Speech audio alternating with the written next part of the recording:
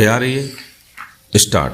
पूर्णिमा बनाम BM रामास्वामी 2017 की दांडिक appeal संख्या 44 तारीख 3 फरवरी 2020। न्यायमूर्ति जॉन माइकल कुन्हा पर क्राम्य लिखित अधिनियम 1881 का 26 धारा 138 परिवादी द्वारा अभियुक्त की दोष मुक्ति के विरुद्ध अपील। अभियुक्त द्वारा जारी चेक का इस आधार पर अनादर होना कि अभियुक्त द्वारा खाते को बंद कर दिया गया है। परिवादी द्वारा प्रस्तुत साक्ष्य से यह प्रकट होना कि परिवादी से लिए गए ऋण को चुकाने हेतु अभियुक्त ने चेक जारी किया। परिवादी द्वारा इस संबंध में पर्याप्त साक्ष्य प्रस्तुत किया जाना कि उसने सुसंगत समय पर अभियुक्त को ऋण देने हेतु अपने बैंक खाते से आहरण किया। अभियुक्त द्वारा यह अभिवाक किया जाना कि उसने प्रश्नगत चेक पर किसी अन्य प्रयोजन से हस्ताक्षर किए थे और वह उसने परिवादी को जारी नहीं किया, अपितु प्रश्नगत चेक खो गया था। इसके अतिरिक्त अभियुक्त द्वारा यह प्रतिवाद किया जाना कि हस्ताक्षर और चेक पर लिखे अन्य शब्द भिन्न भिन्न शाही में हैं। अभियुक्त द्वारा अपनी प्रति परीक्षा में इस तथ्य को स्वीकार किया जाना कि उसने चेक पर हस्ताक्षर किए और उसे परिवादी को दिया। चेक के खो जाने संबंधी प्रतिरक्षा का इस आधार पर विश्वसनीय न होना कि अभिकथित रूप से चेक फरवरी 2015 मास में गुम हुए थे, जबकि अभियुक्त द्वारा इस संबंध में जुलाई 2015 मास में बैंक में रिपोर्ट किया गया। अभियुक्त द्वारा बैंक खाते को बंद किए जाने संबंधी लिखे गए पत्र में इस तथ्य को उपदर्शित न किया जाना कि खाते को चेकों के खो जाने के परिणाम स्वरूप बंद किया जा रहा है। पूर्वोक्त परिस्थितियों में उच्च न्यायालय का यह मत है कि परिवादी ने सफलतापूर्वक परक्राम्य लिखित अधिनियम की धारा 138 के घटकों को साबित किया है और परिणामतः अभियुक्त उपरोक्त धारा के अधीन दोषी ठहराए जाने के लिए दायी है और इस प्रकार उच्च न्यायालय ने अभियुक्त को सिद्ध दोष ठहराते हुए विचारण न्यायालय द्वारा पारित आक्षेपित निर्णय को अपास्त किया। स्टॉपेरा। वर्तमान अपील का निपटारा करने हेतु संक्षेप में तथ्य इस प्रकार हैं।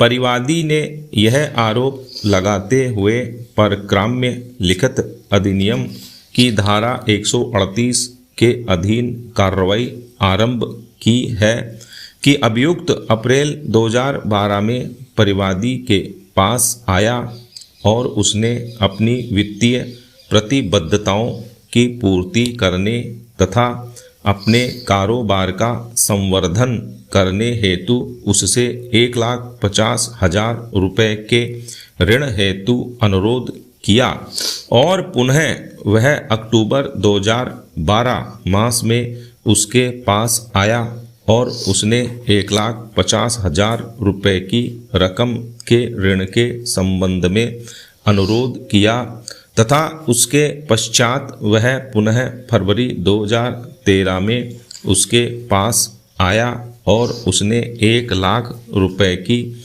रकम के और ऋण हेतु अनुरोध किया तथा परिवादी के अनुसार उसने अभियुक्त को 4,00,000 रुपये की कुल नकद राशि का संदाय किया। स्टॉप। अभियुक्त ने यह वचन दिया कि वह मई 2015 तक ऋण की पूरी रकम को लौटा देगा। स्टॉप। चूंकि अभियुक्त ने अपने वचन को पूरा नहीं किया, इसलिए परिवादी ने अभियुक्त से संपर्क किया और उस समय अभियुक्त ने भारतीय स्टेट बैंक विजयनगर शाखा बेंगलोर पर आहरित तारीख 12 अगस्त 2015 का 4 लाख रुपए का एक चेक जारी किया, जिसका क्रम संख्याक 797412 है। जब परिवादी ने उक्त चेक को नकदीकरण हेतु अपने बैंक में प्रस्तुत किया तो वह इस टिप्पणी के साथ वापस आ गया कि उक्त खाता बंद कर दिया गया है। स्टॉप। परिवादी ने चेक की रकम के संदाय की मांग करते हुए अभियुक्त को एक सूचना जारी की। स्टॉप। यद्यपि इस प्रकार जारी सूचना की तामील अभियुक्त को कर दी गई थी, फिर भी अभियुक्त ने इस मांग की पूर्ति नहीं की और इसलिए परिवादी ने अभियुक्त के विरुद्ध अभियोजन चलाए जाने की इप्सा की। स्टॉप। अभियुक्त ने आरोप से इनकार किया तथा उसने विचारण का सामना करने का विनिश्चय किया। स्टॉप। विचारण न्यायालय ने आक्षेपित निर्णय द्वारा परिवाद को खारिज कर दिया तथा अभियुक्त को दोष मुक्त कर दिया। स्टॉप।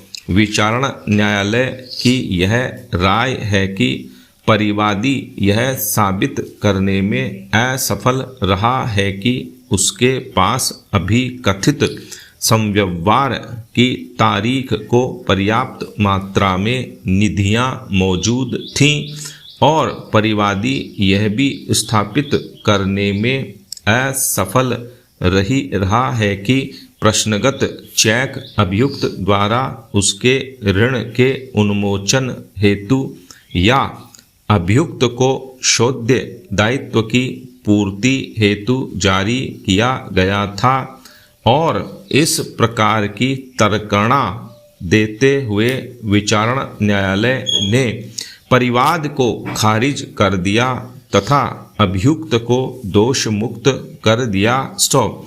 उक्त निर्णय से व्यथित होकर परिवादी ने विचारण न्यायालय के आक्षेपित निर्णय के विरुद्ध वर्तमान अपील फाइल की है। स्टॉप।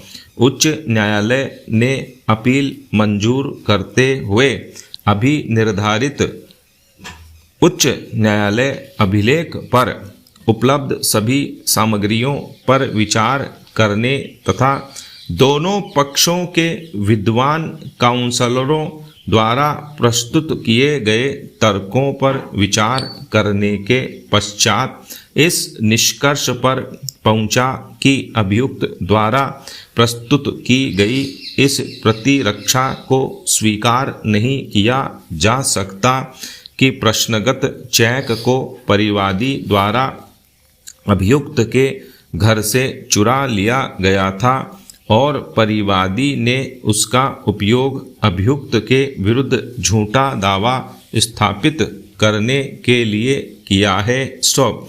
दूसरी ओर परिवादी द्वारा साक्ष्य पर लाई गई परिस्थितियां और विशेष रूप से अभियुक्त द्वारा उसकी प्रति परीक्षा के दौरान प्रकट किए गए तथ्य, जिनको ऊपर निर्दिष्ट किया गया है, निर्णायक रूप से यह स्थापित करते हैं कि प्रश्नगत चेक अभियुक्त द्वारा परिवादी को स्वयं के ऋण तथा दायित्व को चुकाने हेतु जारी किया गया है। स्टॉप।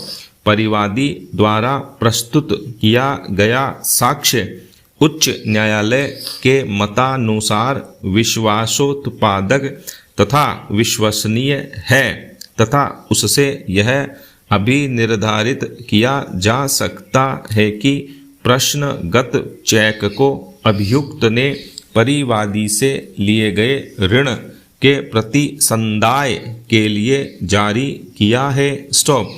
परिवादी ने सफलतापूर्वक परक्राम्य लिखित अधिनियम की धारा 138 के घटकों को साबित किया है। स्टॉप।